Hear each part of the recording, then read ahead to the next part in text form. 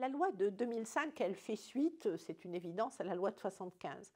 C'est le même président de la République qui, au fond, a été l'initiateur de ces réformes, Jacques Chirac. C'est intéressant de pointer cela car on peut pointer le continuum d'esprit qui existe entre ces deux textes. L'apport de la loi de 2005 qui donne en quelque sorte une perspective supplémentaire, un approfondissement naturellement à l'esprit de la loi de 1975. Le président de la République, Jacques Chirac, dans sa commande sur la réforme de la politique du handicap, à partir donc des fondements de la loi de 1975, était très clair. C'était une commande qui se fondait sur la participation et la citoyenneté de la personne handicapée. Les droits, bien sûr, l'égalité des droits, l'égalité des chances. Cette idée qu'il faut affirmer dans notre société contemporaine un principe assez simple en réalité, mais pas si facile à rendre effectif et matériel, c'est celui qui affirme que la personne en situation de handicap, personne handicapée, disait-on souvent à l'époque, j'y reviendrai, est un citoyen à part entière et qu'elle ne doit pas subir, du fait de sa différence, du fait de son handicap, un déclassement social et sociétal qui la met sur le bord de la route. En 2005, au moment de l'adoption de la loi, les choses étaient contrastées. Bien sûr, les droits de la personne avaient été en quelque sorte soutenus et améliorés. Mais la réalité, c'est qu'il y avait des principes extrêmement discriminatoires qui existaient dans cette société. Si on regarde la société d'aujourd'hui, je pense qu'on doit avoir la modestie de penser qu'il y a encore des phénomènes très discriminatoires qui sont à l'œuvre. Mais retournons à l'époque, retournons en 2005, sur énormément de sujets, il y avait des objets de discrimination matérielle très importants. Je vais prendre quelques exemples. Discrimination en matière d'accessibilité. Quand on disait personne handicapée en 2005, la plupart des gens voyaient une personne en fauteuil roulant. C'était une espèce de représentation commune. En réalité, nous savons tous que la situation de handicap, c'est quelque chose de bien plus complexe, bien plus vaste que cela. Et il était très important que dans la définition même du handicap porté par la loi de 2005, on élargisse le champ en intégrant au-delà des handicaps sensoriels et des handicaps intellectuels, deux autres formes de handicap qui n'avaient pas droit de citer avant la loi de 2005, le handicap psychique et les handicaps cognitifs, en référence à l'autisme en particulier, mais pas simplement à l'autisme, je pense au trouble 10 notamment, qui était très absent en réalité de la politique du handicap. Donc, élargir le champ et prévenir les discriminations pour tous ceux qui sont porteurs de handicap, qui vivent avec un handicap qui n'est pas, comme le pensait l'opinion publique moyenne de 2005, le handicap moteur ou intellectuel. Deuxième élément de discrimination, l'accès à l'école. Si vous voulez, en 2005, l'enfant en situation de handicap, l'enfant avec sa différence, je crois qu'on peut se le dire, n'était pas bienvenu à l'école de la République. Et je suis obligée de dire que dans la préparation du texte, moi je me suis parfois trouvée face à des interlocuteurs, alors c'était des enseignants, c'était des parents d'élèves, qui étaient debout sur les freins en disant « Mais attendez, est-ce bien raisonnable d'imaginer que l'enfant handicapé rejoigne les bancs de l'école de la République ?»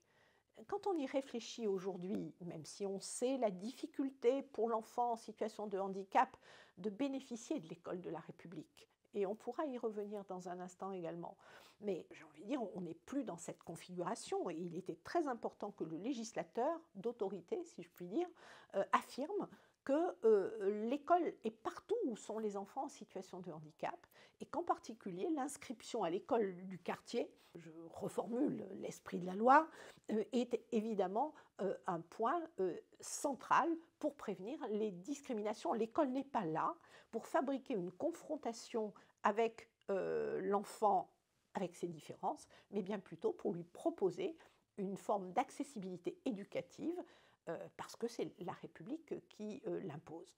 On peut aussi prendre le cas de la discrimination en matière d'emploi, en matière de travail. Souvenons-nous quand même le nombre d'entreprises qui, avant 2005, faisaient le choix de ne pas délibérer, de ne pas employer de personnes en situation de handicap. Le fait d'avoir placé la toise des 6%, alors on a beaucoup commenté, pourquoi 6%, la discrimination positive est-elle une bonne chose, enfin je pourrais vous refaire un peu les commentaires de l'époque, quand même malgré tout, nous avons créé une forme de standard qui fait qu'aujourd'hui, il y a très peu d'entreprises qui assument le choix de n'employer aucune personne en situation de handicap. Je prends ces quelques exemples, mais en réalité, si vous voulez, ces exemples fondés sur le principe même de la loi, la participation et la citoyenneté, versus les discriminations que subissent, encore trop souvent, mais que subissaient les personnes handicapées, je crois que c'est un peu ce qui a donné naissance au texte que vous connaissez, qui est la loi pour l'égalité des droits, des chances, la participation et la citoyenneté. Alors après, dans la facture de la loi, dans la manière dont on l'a produite, dont elle s'est construite, je souhaite dire plusieurs choses. Alors, elles ne vous sont pas inconnues naturellement, mais j'aime bien les rappeler. Déjà, je veux rappeler la construction en commun de ce texte avec le monde associatif. Vous voyez, la loi de 2005, c'est une coproduction des associations représentant les personnes et les familles de personnes en situation de handicap et la puissance publique, et le décideur public, et l'État. On n'aurait pas clairement mis dans la loi les groupes d'entraide mutuelle. Prenons ce cas qui n'est pas le point majeur de la loi, loin s'en faut, mais qui est une illustration intéressante. Si il n'y avait pas eu, avec les associations représentant les familles et les personnes en situation de handicap psychique, au fond ce dialogue, et presque, je dirais, ces temps d'échange, ces temps ça allait même au-delà de l'échange, c'était de la concertation. Moi, j'ai le souvenir que des associations m'ont emmené sur le terrain pour me montrer des choses et pour me dire, regardez, voici les modalités, les organisations dont nous pensons qu'elles sont importantes parce qu'elles peuvent permettre à la personne d'évoluer et d'améliorer sa participation et sa citoyenneté. Et les groupes d'entraide mutuelle, c'est comme cela que, personnellement, je les ai découverts, c'était à Bordeaux, j'en ai encore un souvenir extrêmement précis, et que de retour dans mon bureau, eh bien, j'ai convoqué mon administration en me disant « il faut que nous soyons en mesure, dans la loi, de donner vie, de donner corps aux groupes d'entraide mutuelle. Ils ont été consacrés par la loi, ils existent, ils fonctionnent aujourd'hui et je pense que c'est une avancée pour les personnes en situation de handicap psychique. » Donc le premier point, c'est cette coproduction entre le secteur associatif et le décideur public. Ça, si vous voulez, je le dis en passant, dans une période un peu compliquée, c'est peut-être une recette, vous voyez, qu'il faudrait être capable de temps en temps de convoquer de nouveau. Parce qu'il me semble qu'elle peut avoir son utilité, raccrocher une vision un peu politique et générale, et la réalité du terrain, ça ne fait jamais de mal à personne. Le deuxième élément, c'est qu'il s'est agi pour nous, au fond, d'imaginer tous les temps clés de la vie de la personne, enfant, adulte, personne qui avance en âge. Il s'est agi également d'imaginer les temps structurants de la vie de la personne, c'est l'école, c'est le travail, c'est le loisir, c'est l'accès à la culture. Et je veux dire qu'en ce domaine, en particulier du fait de l'inspiration associative, nous avons pu, je pense, montrer qu'une politique du handicap n'est pas qu'une politique médico-sociale. C'est une politique qui doit, en quelque sorte, répondre aux différentes aspirations et aux choix de la personne qui doit être soutenue dans sa vie pour pouvoir effectivement faire valoir ses choix et faire valoir ses préférences.